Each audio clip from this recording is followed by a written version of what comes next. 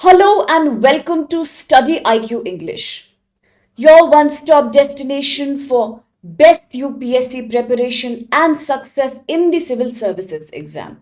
A very good morning everyone and a warm welcome to today's Hindu news analysis, where we shall be analyzing the Hindu newspaper, the New Delhi edition for today, that's 12th August 2025. And today's newspaper is full of important articles. It is full of some such articles that need a detailed explanation for the mains, as well as we have a variety of articles to cover even in the prelims segment. So these articles, they range from how the new income tax rules have been announced to how global environmental mitigation program is also under a conflict with different countries demanding different protocols for climate restoration.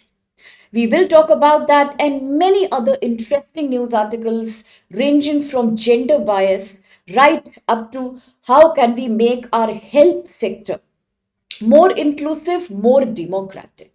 So let's begin with today's topics then, and we will start with the mains relevant article, which I have picked up from page number 6, because that is the editorial page. Generally, the front page and the bottom column of the editorial page is UPSC mains relevant. So the agenda will be not only to understand these articles in detail, also to do topic mapping. Let's see which UPSC syllabus topic this is covered by, and then all the points we pick up from here should be used for writing answers. So let me quickly take you to the first article of the day. This is, as I said, page number 6, and it talks about gender bias. What is the topic from which this article corresponds?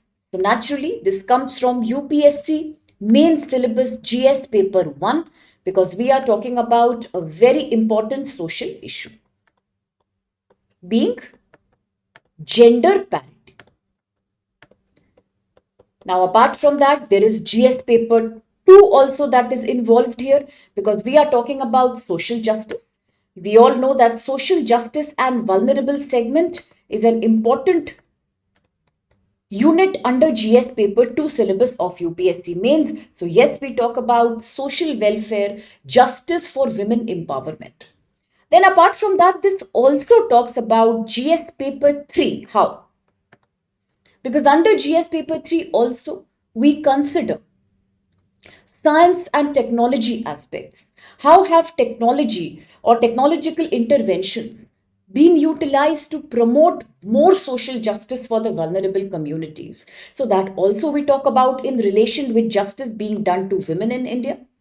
Last but not the least, we also know that this corresponds with governance and polity also, because we are talking about all the initiatives taken by the government, whether it's the Dowry Prohibition Act of 1861, or whether you talk about various other initiatives like Domestic Violence Act 2005. Yes, so all these shall be covered here in the article, and let's then begin by addressing the key issue that the article talks about.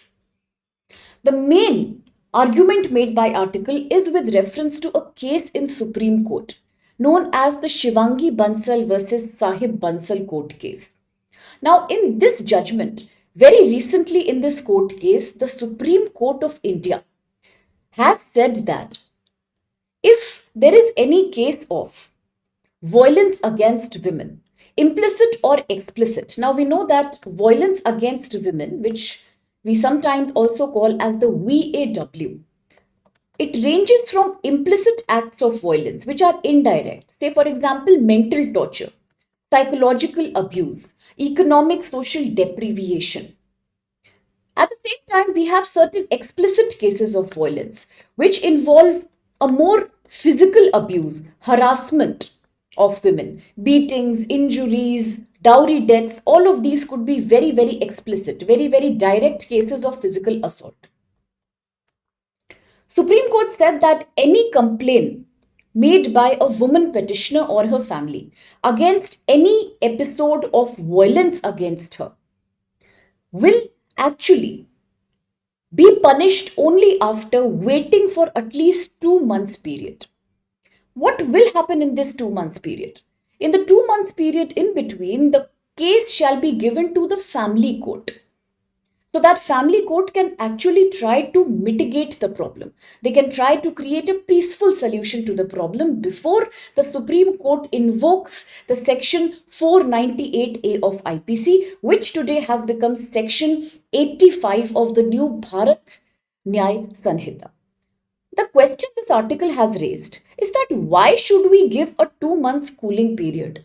What is the logic behind waiting for a few months before the court can take an action on the accused?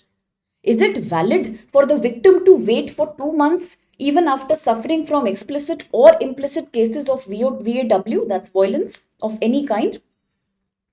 What is the logic of delaying justice against women? This is the question raised by this article. A very good morning, Mamta. Article further says that this decision of the Supreme Court comes in the light of a jurisdiction given by the Allahabad High Court, where the Allahabad High Court believes that since in the last few years, a lot of women have been misusing friendly laws towards women. They have been unnecessarily causing problems to the husband and his family members and relatives by falsely claiming that they have undergone violence, by falsely invoking the dowry laws. The article says here it is a clear misinterpretation of law by the judiciary itself. It is nothing but unnecessary judicial activism.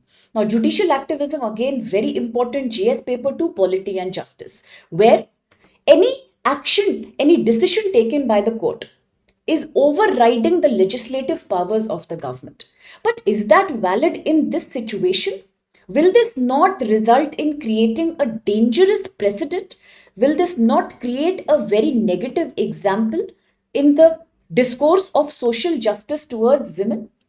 Okay, this is the key argument. Article is also saying that in India, there are so many women, especially from the poor communities, who are suffering from broken marriages. Why? Because women suffer high grade of physical mental cruelty, lack of property rights, high dowry demands, regular wife beatings, lack of permission to take up a paid employment, lack of right over their own reproductive capacity, too many customs and social traditions that do not allow them to participate in this society. Apart from that, tremendous inequality. Families are not a democratic sphere even today for a majority of women. In this light, is it valid to say that Supreme Court will let the accused or the family of the accused, whether a husband or a relative, to have a space of 2 months before any punishment can be given to them? Will this not dilute the very purpose of law? Imagine why, in the first place, do we have the Indian Penal Code section 498A? Why did we even have this clause? The purpose of this clause that was made back in 1983 was to ensure speedy justice, was to create some imprisonment or a heavy fine, including jail up to 3 years, to any accused found molesting, harassing, or perpetrating cruelty on a woman. That was the very purpose. We needed these laws because despite the Dowry Prohibition Act of 1961, in India, the cases of dowry were on rise. They were not ready to come down. A lot of people were escaping the laws by saying that Section 13 of the Dowry Act itself says that if a woman and her family are giving willingly, happily some gift to the family of the husband, then it is not dowry. Dowry is only when it is demanded and forced upon. But this is a loophole in the law. Many people have escaped the law.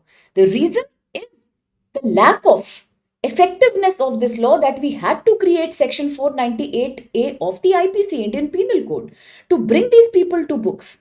Now, as we say in 2023, IPS has been replaced by the Bharatiya Nyay Sanhita. The same section 498A has been reinterpreted and it has become section 85. But still, says same judgment, same punishment needs to be given to such accused people. Because cruelty includes both, not only dowry demand, but also forcing a woman to commit suicide. Abetment of suicide is an equally recognized crime under Section 85 of Bharatiya Nyaya Sanhita. And today, suddenly, if the government itself, if the Supreme Court itself says that immediate punishment should not be given, we should first wait for a few months, investigate, look into the matter, make sure that it is not a fake complaint, it is absolutely against the interest of the victim. What do you even mean by giving a 2 month cooling off period?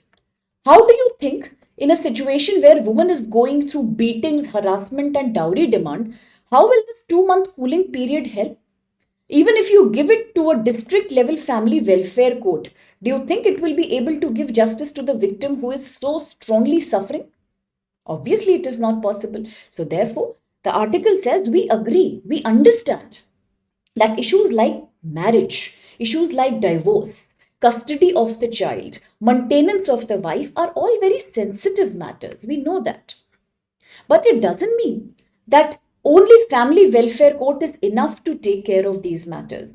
It doesn't mean that wherever there is a serious case of physical mental assault, you can allow family courts to take a jolly good time of 2 months. The purpose of justice is lost here. We absolutely need the Indian Penal Code to come and punish the victims. A very good morning, Neha, Vaibhav, Manas, everyone. Okay, so this is the main argument made by the article. Now, when the article says that endorsing the judgment of the Allahabad High Court, today, unfortunately, the Supreme Court has created this dangerous example of letting the accused people roam freely for a period of cooling period, 2 months, where the victim is so threatened. Do you really think the excuse given by Supreme Court? Thank you so much, Pushpa. I'm touched. Do you really think the decision given by the Honorable Supreme Court by endorsing Allahabad High Court view that this cooling period should be given to the accused person and time should be taken for any decision on imprisonment or fine? Do you really think this is justified? Do you really think when Supreme Court says that previously in few years women have abused laws which have been made to support them?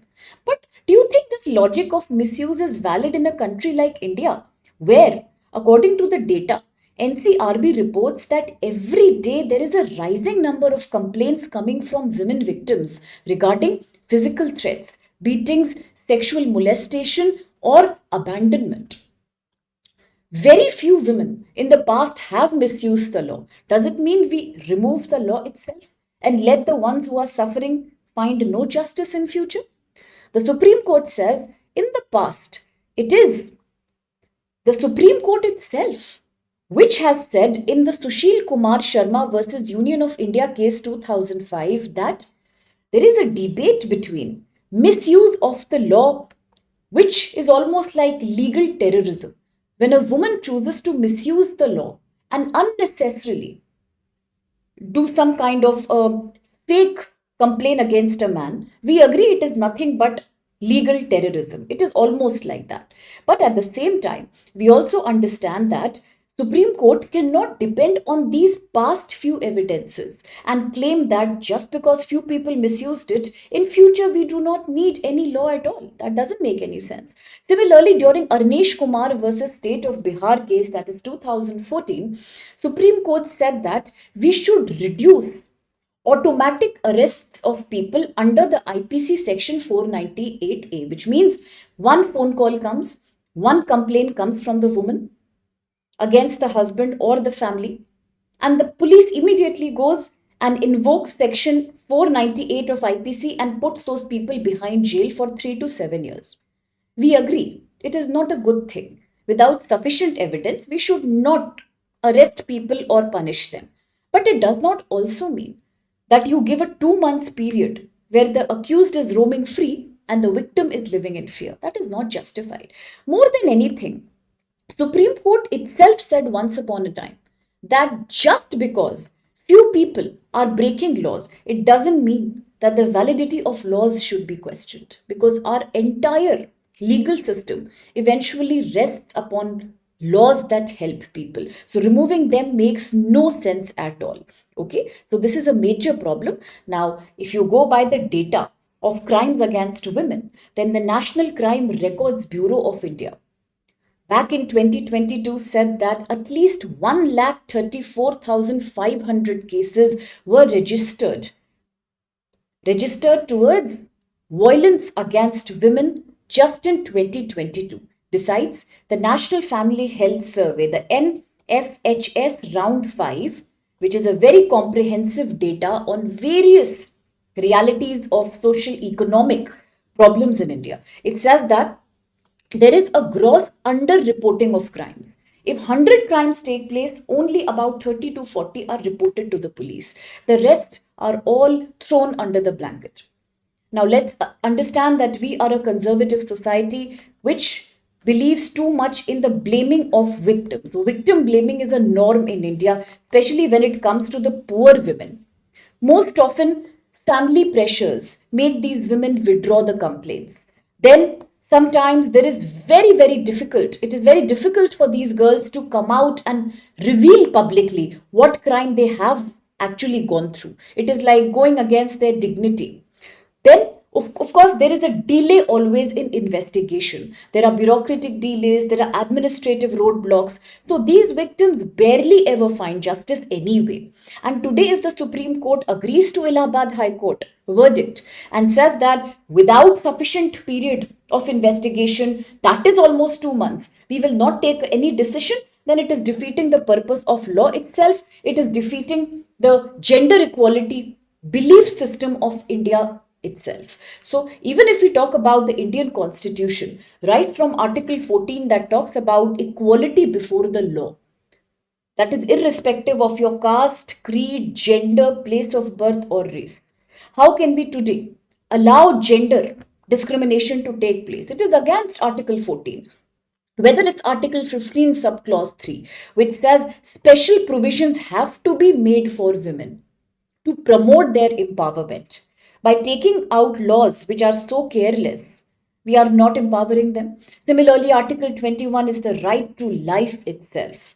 When Article 21 gives every woman citizen of India the right to life, the right to dignity, okay, the right to liberty, then you cannot compromise a victim's safety by saying that. And then the article ends by just making two comments. One comment is that this decision by the Honorable Supreme Court is nothing but an act of judicial activism where the court is somehow unable to respect all the legislative laws that have been created for the protection of Indian women. Second, Supreme Court itself, once upon a time in 2005, in Sushil Kumar versus the Union of India, versus the Supreme Court case, had clearly said that misuse of a law, abuse of a law is not a sufficient condition for us to remove that law. It doesn't mean that if a law is being abused repeatedly or misused by people, it doesn't mean that we remove that law from our legal system. Otherwise, there will be no justice ever. So that is the article. I hope you understood the article. Let me give you a prelims question based on the same topic, UPSC 2070. It's an easy question. Try to attempt and do post your answers in the comment box if you wish to hear back from me. Question says, which of the following gives Global Gender Gap Index ranking to the various countries of the world? Option A says World Economic Forum.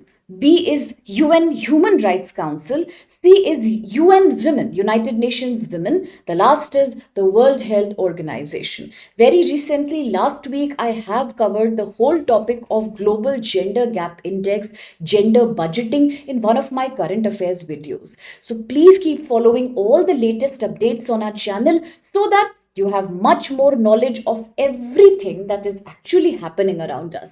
With that, let's now go to the second important article for today. It is a detailed article.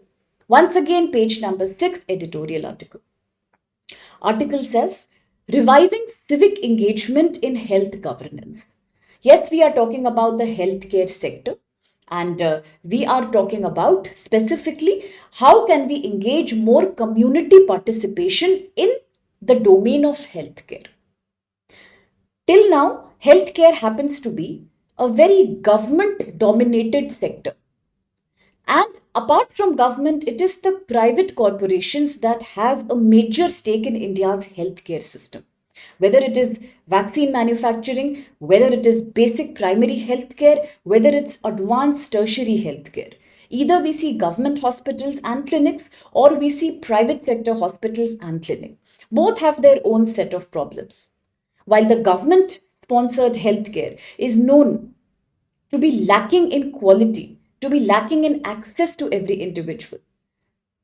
Quite opposite is true for the private healthcare. It's too expensive, ultimately creating a very heavy out of pocket burden on Indian population. Not everybody can afford the expenses of private healthcare because in India, very few people still have access to insurance. In this domain, in this context, the best solution would be to enable people on the ground, NGOs, self help groups, various cooperatives, and citizens' forums themselves, village panchayats, the common man, to come and start participating in the healthcare. One very remarkable initiative was taken by the Indian government when the Indian government promoted the Ayush healthcare or the Ayush ministry, which was separately created as a ministry only to promote the system of alternate healthcare or alternate medicine, so that few such diseases that are easy to be tackled with alternate medication system are dealt with, and too much pressure doesn't happen on our mainstream healthcare system. Besides, people at the rural level, they relate very well with alternate health systems like Ayurveda, like homeopathy, like Siddha, Unani, and so on. So despite that, oh, very good. Thank you so much, Vaibhav. That's perfectly well answered. That's amazing. Kudos for the right answer, Vaibhav. Okay. So in this domain, we ask another question, that how do we engage the civil society or the public in our healthcare sector to make it inclusive, democratic, easily available, and cheap in terms of cost? Let's do a quick topic mapping. Which UPSC syllabus does it correspond with? Which paper? Yes, this is GS paper 3 because we are talking about health, public health. We are talking about preventive health, primary health. Then, of course, it is GS paper 2 because we are talking about social justice, healthcare of the vulnerable segments of society. So now let's see what is the key argument made by the article. The article starts by talking about two interesting schemes of the government. One with reference to Tamil Nadu, the other with reference to Karnataka. The first scheme in Tamil Nadu was initiated back in 2021, a very interesting scheme of public healthcare. It is known as the Makalai Thedi Murutuvam scheme, which means Tamil Nadu scheme for helping people of the poorer segments by giving them a door-to-door medical care. By government itself reaching out to the individual members of various families and helping them to take advantage of India's healthcare system. This was specifically aimed at people who were suffering from NCD, non-communicable diseases that do not spread from one person to another. Okay, examples could be cardiovascular, cancers, various kind of neurological disorders, all these. So another scheme with reference to Karnataka was initiated in 2024 known as the Griha Arogya scheme, which means again delivering doorstep healthcare among the population of the state. So both these are wonderful initiatives. But if you think about it, both these are happening in one direction. The government moving out and reaching out to the people on ground. Okay. It's a top to bottom approach. It is the government which is coming and reaching to the people on the ground. How? By providing them door to door healthcare service. A very good example of such a situation in India, where the government goes door to door and help people take vaccines, birth control programs, basic supplements, medications, is your ASHA workers, accredited social healthcare activists, who go door to door and help people by giving them primary health advice and care and medicine. Same thing happened with these two diseases. All these are top to down approaches where the government goes individually to people and helps them. What the article is trying to say is that let's change the system a little bit. Let's decentralize. Let's make it more federal. Rather than government going door to door, spending so much money, spending so much manpower, why can't people on the ground come and take charge of their own health outcomes in their own hands? Will that be possible? Yes, as per the article, it is possible. States are now trying to take up very strong and robust proactive healthcare delivery.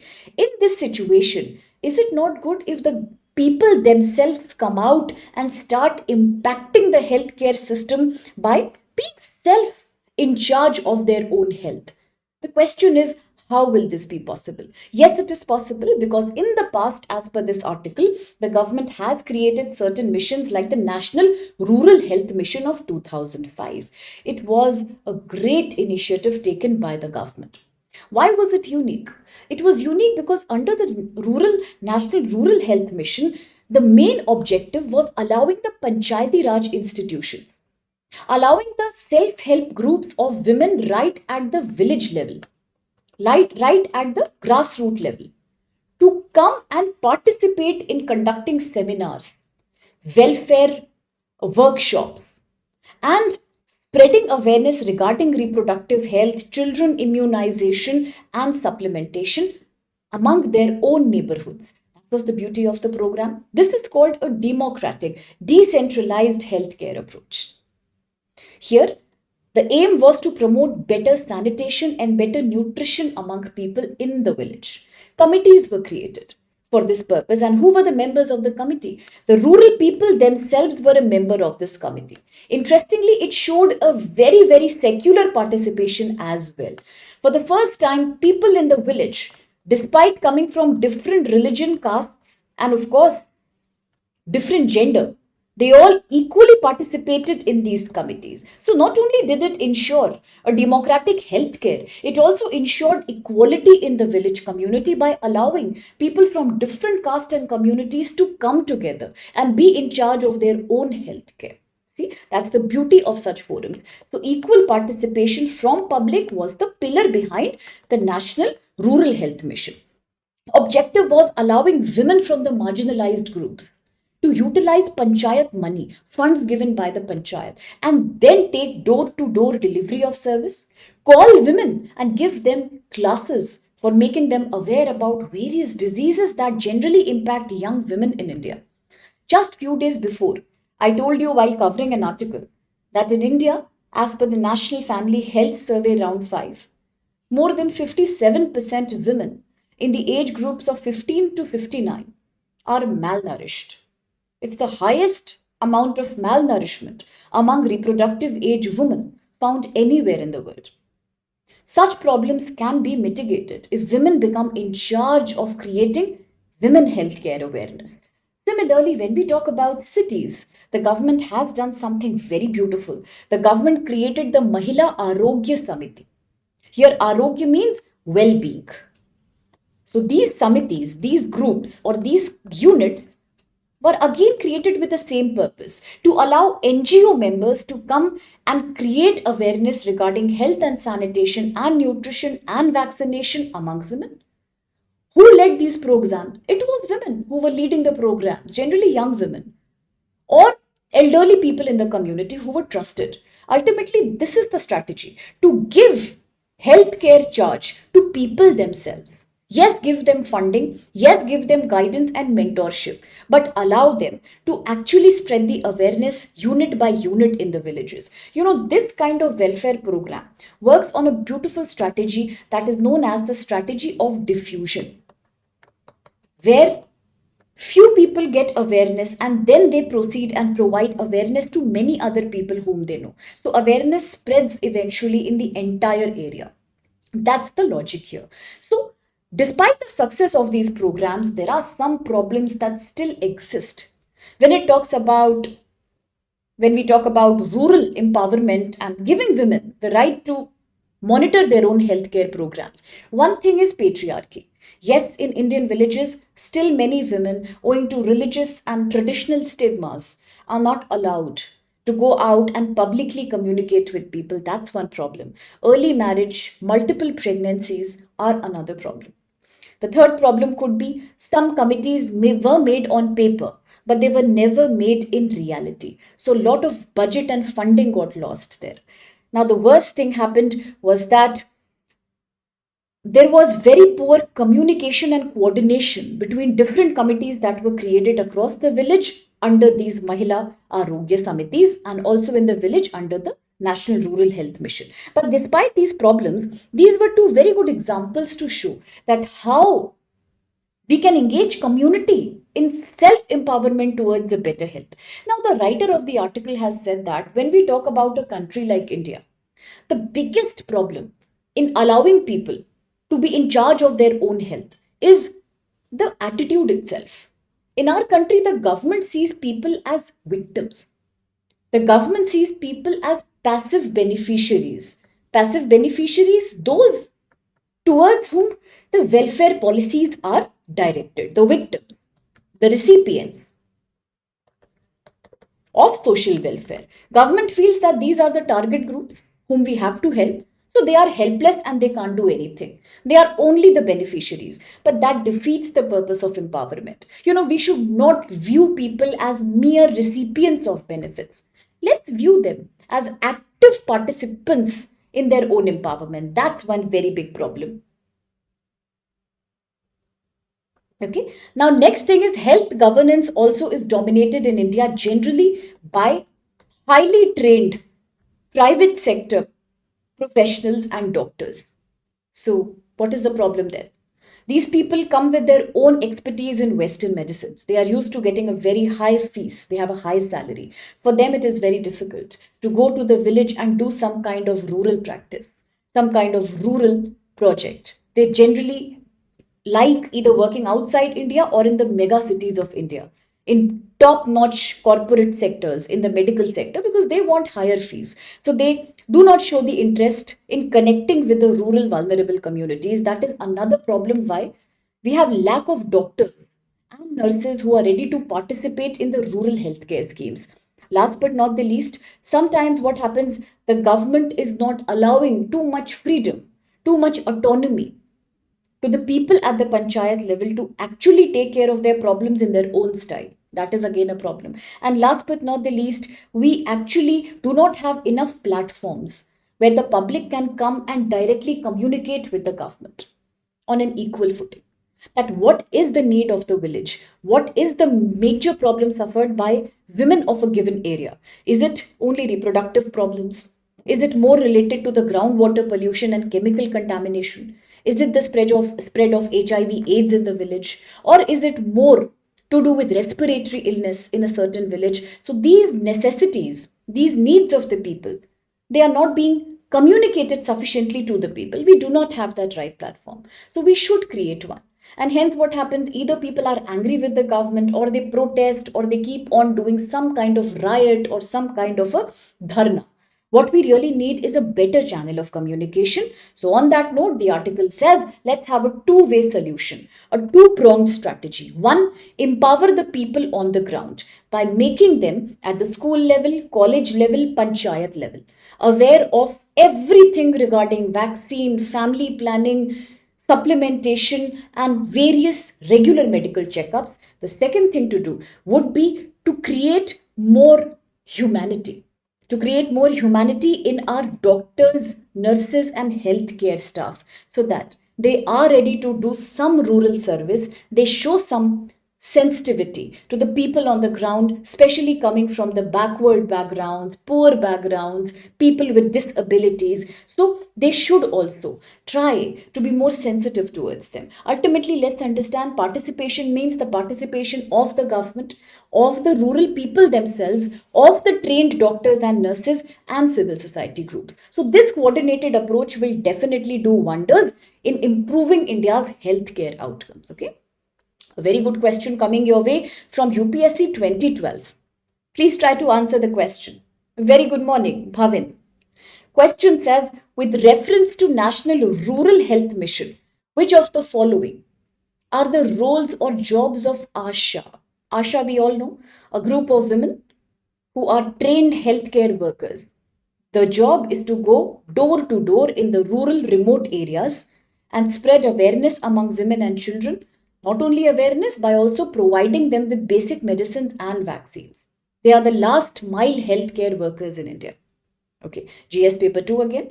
The options are A, accompanying women to healthcare facility for antenatal care, which means care during pregnancy, using pregnancy test kits for pregnancy detection, providing information on nutrition and vaccine immunization. Last, conducting the delivery of a baby. So, which of these are the valid codes? You can give the answer, and definitely please keep posting it in the comment box. Okay, now let's proceed with some prelims article. Equally important, but I have put them in the prelims because they are more factual articles. Now, this one comes from page number 10. It talks about a kind of reform, a kind of change in prison system. Okay, that's great. Already answers are coming my way. Yes, Mamta, we will confirm the answers. Thank you so much for participating. So we are talking about reforms in the prison system. This has been initiated in the United Kingdom. So the United Kingdom or the UK government has decided on a new policy, which means even during the trial of a case on a given prisoner, even during that time period, before the case is completely over, much before that, the prisoner has a right to go back to his or her own country. So they will allow deportation of the prisoner under the jails in the UK, even when the court cases are still pending. They will not force them to wait for too many months or too many years until the entire case is taken care of. That's a welcome initiative. Welcome initiative because there are too many people, too many foreign nationals who are languishing in the UK prisons right now. Not only does it overburden the capacity of prisons in United Kingdom, it also causes too much resentment in the family members of these prisoners who are waiting for them back in their native countries. Let's say India itself. India has so many, I will shortly give you the data also. India has so many prisoners from Indian origin who are still in the UK jails for major to petty crimes. Allowing them to be deported back to India is quite a humane act towards these prisoners. But let's do a quick topic mapping. Which GS paper syllabus topic do you think this matches with? Of course, it matches with GS paper 2, International Relations IR, because we are talking about bilateral diplomacy here, or bilateral ties between two countries. Then we are also talking about prisoner rights here on an international level. Then, of course, it is also GS paper 2 governance, polity and governance. Why governance? Because we are talking about rights of Indian citizens outside India, or rights of NRIs and rights of people of Indian origin. So, rights of Indian citizens, very important. Ultimately, it is also about GS paper 2 policy and polity and governance, because we are also talking about some kind of treaties between different countries regarding the deportation laws and prison laws also. So yes, it corresponds beautifully with GS paper 2, not only IR segment but also to policy and governance. Now let's proceed and see which is the key agenda of this article. The key agenda of this article is that US has decided to allow various prisoners in the UK has decided to allow various prisoners in the UK jails, in the jails of United Kingdom, to be deported back to their native countries even before the final decision on their cases are heard, or even before their appeals are adjudicated. In case the court case has to go on for many more years to come, the government in the UK has allowed that it will be done through a video conferencing. It will be done through the internet, and the appeals can be heard online. There is no need for the prisoner to wait for a certain period of years or months in UK before the case is finished. So, talking about how many people from Indian origin are actually right now in the UK prison. If you see the data, then as per 2024, 273 Indian prisoners were in England and Wales. Similarly, 323 Indian citizens in UK prisons overall, as per the Lok Sabha data 2024. Talking about UK itself, 12% of the prisoners in United Kingdom are foreign nationals. Huge 12%. Hence, the move is not only beneficial for UK, it's much more beneficial for various countries whose citizens are trapped in the prisons here. Okay. Now, with this, what will change in UK's prison policy? The first thing is that before or much earlier, the policy was that until the entire court case is heard, the prisoner would have to be in UK, at least for a period of 3 years, the first 3 years.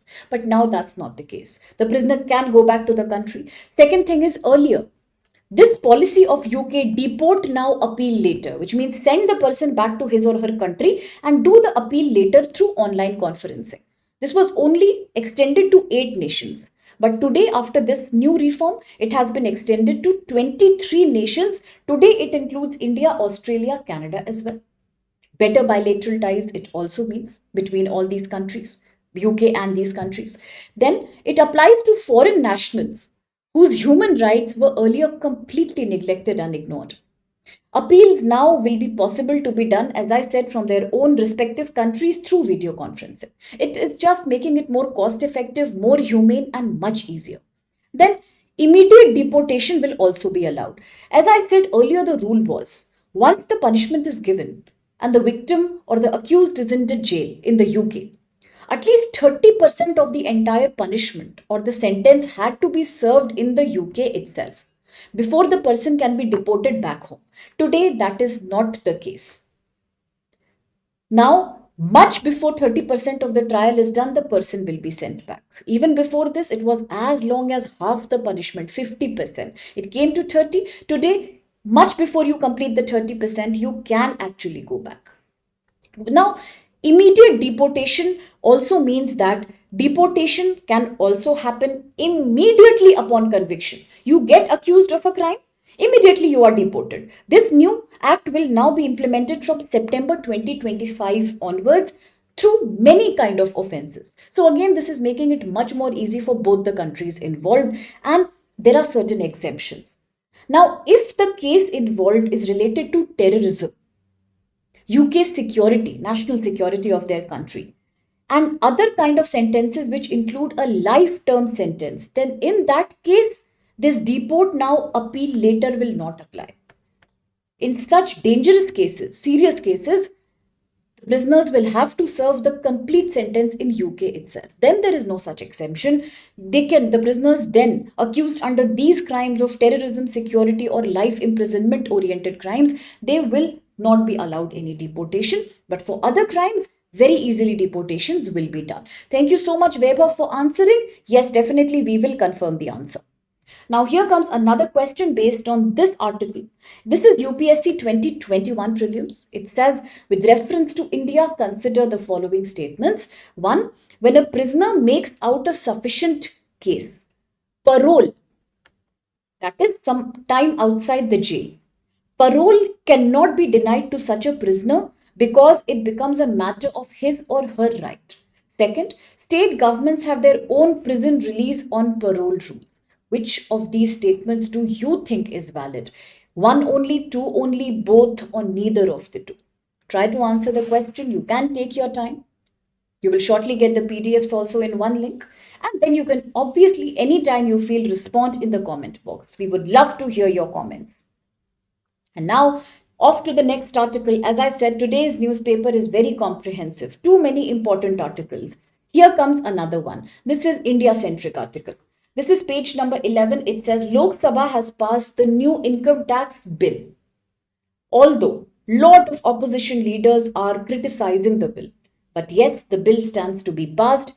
So before we discuss what is the content of this new bill and why is it different, a quick topic mapping becomes important. So which UPSC syllabus topic would this associate with?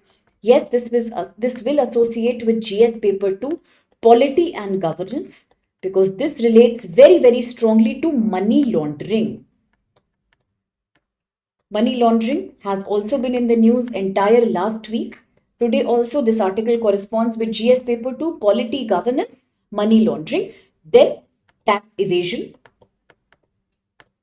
formation of select committees by the government.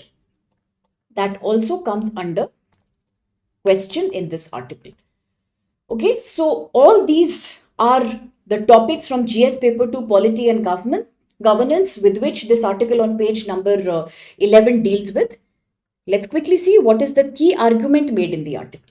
So the Lok Sabha has passed the new income tax rules. The new income tax bill has been passed now. It is a revised version of the previous Income Tax Act 1961. Revised version of 1961. What is the aim of this new rule? The aim is to simplify, shorten, rationalize the earlier existing Income Tax Act 1961. So what are the provisions in this new rule? You can get a direct question on this in the mains exam. Thank you, Weber, for your response. You can get a direct question on this in the mains. What are the provisions of the new income tax bill proposed by the government in 2025? So the first and the most important change that the bill is saying is that it has made the new bill more comprehensive, more systematic. For example, this bill has 2.59 lakh words in it as compared to the earlier one, which was much more bulky document. It was a heavier document, the 1961 Act. That had 5.12 lakh words. One more change, structural. We are talking about structural changes here. There are two kinds of changes in the new bill. One is structural in the size and format. Another is content. What policy has changed? So let's first talk about structural. The word limit has become less. Second, the total number of chapters have been reduced to 23 in this new bill as compared to total 47 chapters and about 819 sections in the earlier Income Tax Act 1961. So structurally, this is a shorter, briefer document. Now, what is the agenda of the new bill? Clearly, the agenda is to expand the powers of the income tax officers, of the inquiry officers, to give them much more power of investigation, search, and catching hold of the victims of or accused under the cases of money laundering and tax evasion. First thing is, the new bill says that anybody who has been found, or any accused who has been found to have a detailed electronic document, WhatsApp, email, any kind of social media account, any kind of detailed electronic documents and files, if they are discovered from the accused house or office, then the investigation officers have every right to access those documents. In fact, it is the duty of the accused under this new bill that he or she should hand over all the electronic documents in their computers, mobile phones, or any other, any other disk or any other drive that they have.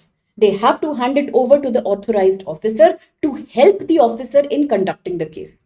Second thing is, the authorized officer under the IT bill, the new IT bill 2025, has a right to decode and break into the computer system of the accused person if the accused is not willingly giving the password and access to the electronic database. Reason is that according to the select committee who has been trying to create these new amendments to the Income Tax Act, these committee members have found that nowadays majority of accused who are found to be indulging in activities like money laundering and tax evasion, most of their information is actually trapped in platforms like WhatsApp, emails, and electronic records.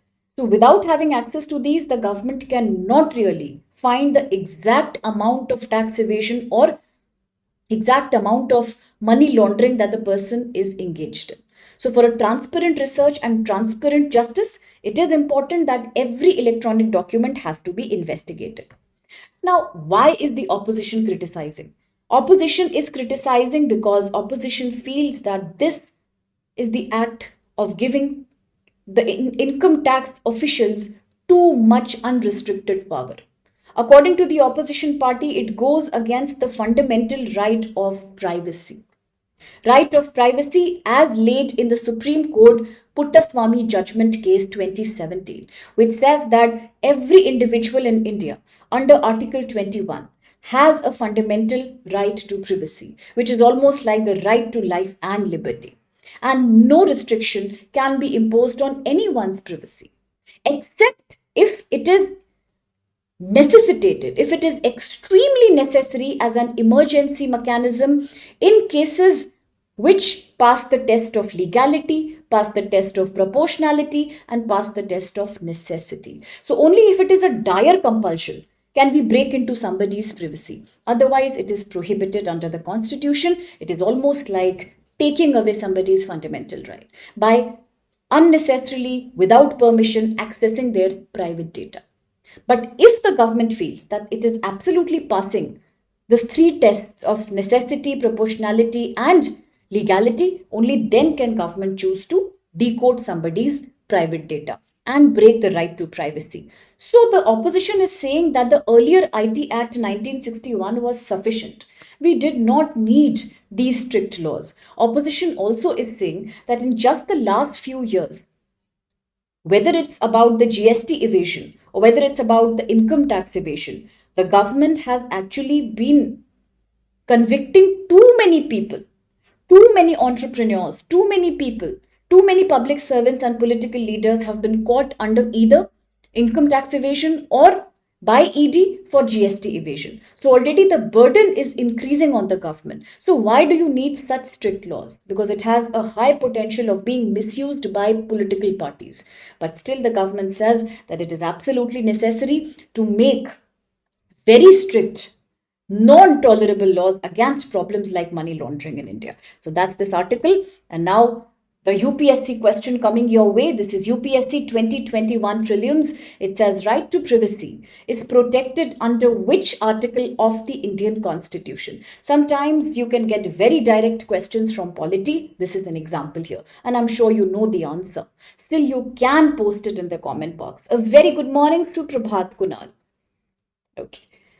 Let's quickly proceed now with the second last article for the day. I could not miss this because this is quite important for GS paper 3.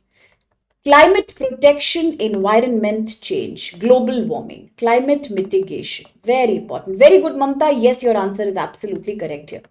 So climate mitigation. Then another, it also applies to GS paper 2, international relations, because we are talking about treaties and forums made by various countries, including the United Nations. Okay, that's the topic mapping. You know where is it coming from in the syllabus? Now let's see the key argument of this article. This article is doing a debate, a major debate between two groups of countries when it comes to the problem of plastic pollution. Plastic pollution is endangering all the countries alike. But when it comes to solving the problem of plastic pollution, under the aegis of United Nations Environmental Program, countries have today broken down into two separate groups.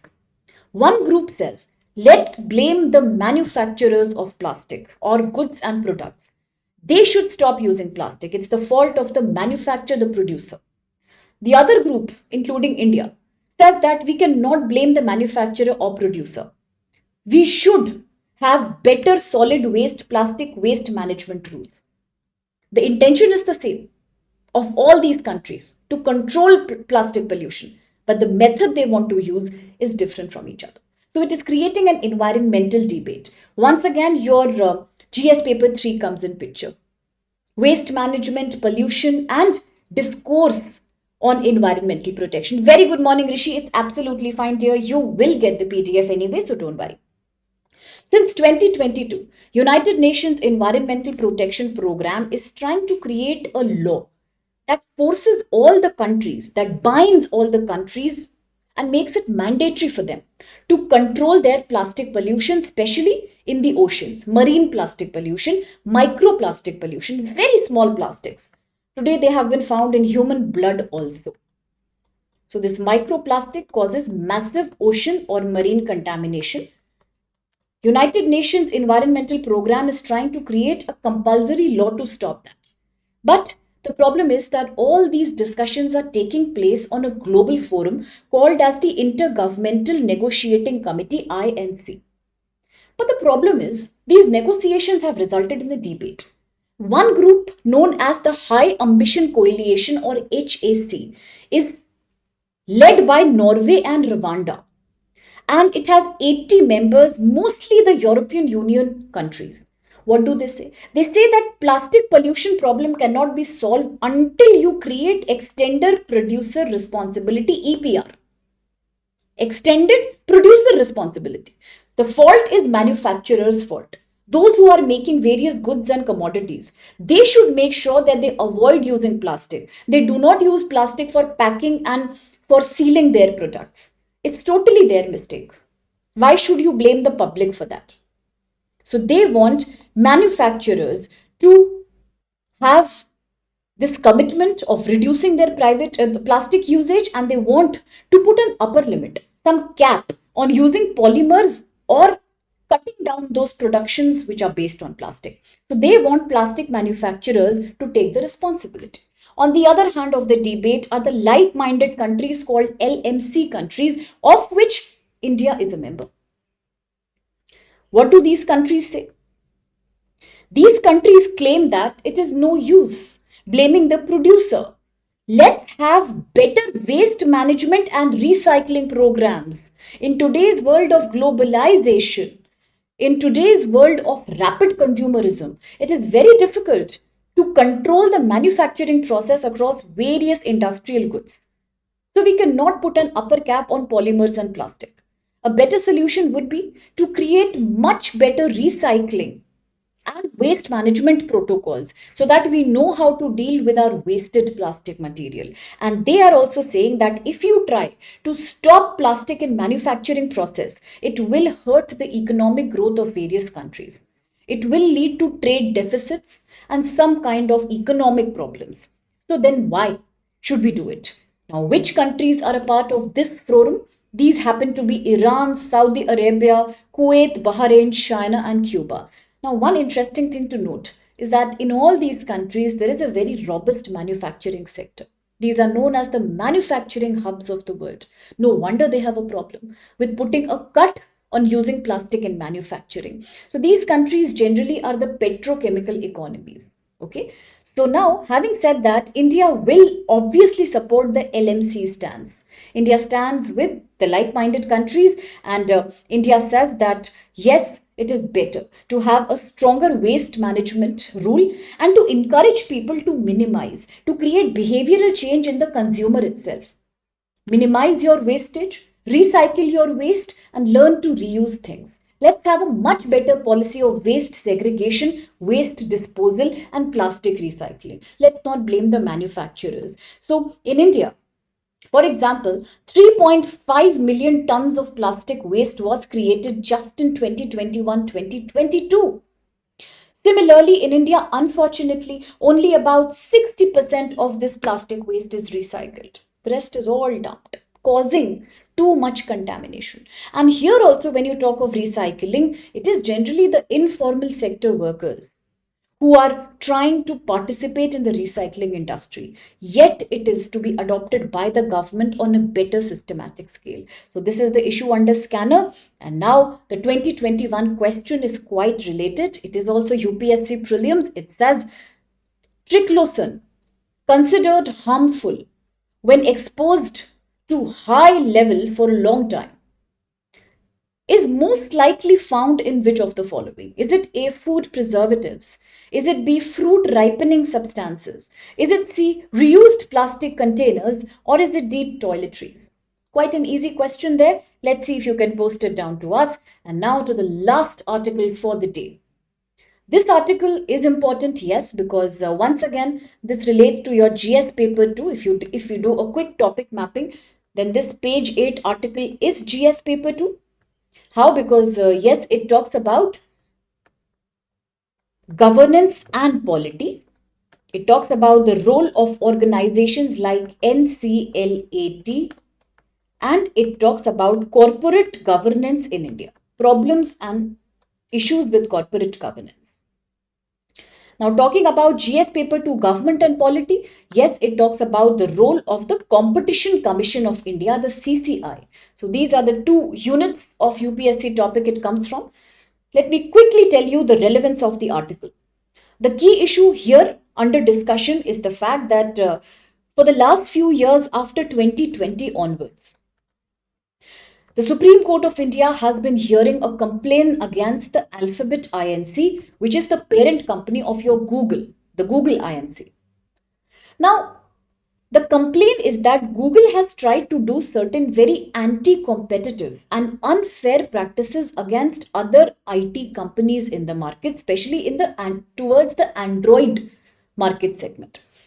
So the Supreme Court has been hearing this complaint, and the complaint comes as a judgment given by the National Company Law Appellate Tribunal, the NCLAT. The complaint says from 2020 onwards, so many web application developers have raised complaints against Google, who say that Google is trying to create a complete domination in the app market. It is using its position, its funding, and its credibility in the market to actually undermine the competition against other Android developers, so that Google services and Google products become predominant in the market, while other Android apps suffer and their growth is stunted. That's the complaint. These companies say this is against the principle of fair competition in India under the protocols of the CCI. By 2022, the Competition Commission of India concluded that yes, some findings have revealed that Google has actually been involved in certain malpractices. One malpractice was that Google made it compulsory for the users to use Google Pay only as a payment system, as a billing system for any purchase made through the Play Store in their mobile phones. That is the problem. By forcing the use of Google Pay itself, they were promoting their own product against other payment apps. Second, it also means that various developers in the country had no choice but to use Google's own payment system, where Google was earning a thick commission ranging from 15 to 30%. So that was not valid. Second thing is, not only did Google force others to use its payment system, it gave exemptions to its own applications like YouTube. They were not forced to use the same payment system in order to access anything through the Play Store. This was giving a competitive advantage to Google's own products vis-a-vis the products of other Android developers. And this, they said, was not creating a level playing fair field in the market, because it was harming the interest of other opposite or rival app developers as well as consumers. It was becoming too costly for them. But in return, Google has replied that these allegations are not valid. We have not forced people to use our own payment system. The only reason we have done this kind of an arrangement was to make sure that we maintain security and we provide users a very smooth user experience on our platforms. That was all that we were looking at. And it also says that Android is a very, very open sourcing operating system, and manufacturers always had that choice to access it for free. Device manufacturers could have access to various kind of Android applications for free. Why did they actually have to do it through the Play Store? That we do not understand. And they are also saying that the pre-installation of the Google app or the compulsory usage of the Google payment system was purely a matter of efficiency for them. They never had any malpractice in mind as such. They were not doing it just to trouble other competitors or have some kind of a monopoly. So on that note, if this is the key argument here, we are yet to see the final decision and how things shape up. But yes, it is important for you to understand the role of the Competition Commission of India. Now let's understand, this is a statutory body created by a law, statute of the Indian government, to prevent any kind of faulty practices, anti-competitive practices from happening in Indian market, to enable fair competition to all companies and all various app developers and companies in India, and also to protect the interest of consumers. Second thing is that it was created back by the Competition Act 2002. And it came after being replaced, or it came as a replacement to the much earlier existing MRTPC, Monopolies and Trade Restrictive Practices Commission. So, this is a new version of the previous MRTPC. And on that note, yes, we should also know a little bit about the NCLAT. As I said, this is the National Company Law Appellate Tribunal, a quasi-judicial body, which means it can have the functions of a full-fledged court in India. So it is a semi-judicial body that is hearing various appeals from at least four of these organizations. One, National Company Law Tribunal. Second, Competition Commission of India, as in this Google case. And Insolvency and Bankruptcy Board in India. Last, National Financial Reporting Authority. This was created under the Companies Act 2013, Section 410. So this is all for today's newspaper. We have covered all the important articles. We have been speaking about certain solutions. Yes, Pushpa. Yes, Vaibhav. Thank you so much for your answers. Let me give you all these answers tomorrow as we deal with this session. I'm really, really happy to see all the responses in the live comment box. Please feel free to share your experience, your doubts. Please feel free to answer these questions. After all, these are all practice questions. So on this note, I take your leave for today's session. I really hope you enjoyed this session. See you once again tomorrow for another such an exciting news coverage. And do not forget, please, to like, share and subscribe Study IQ English. All the best. See you soon.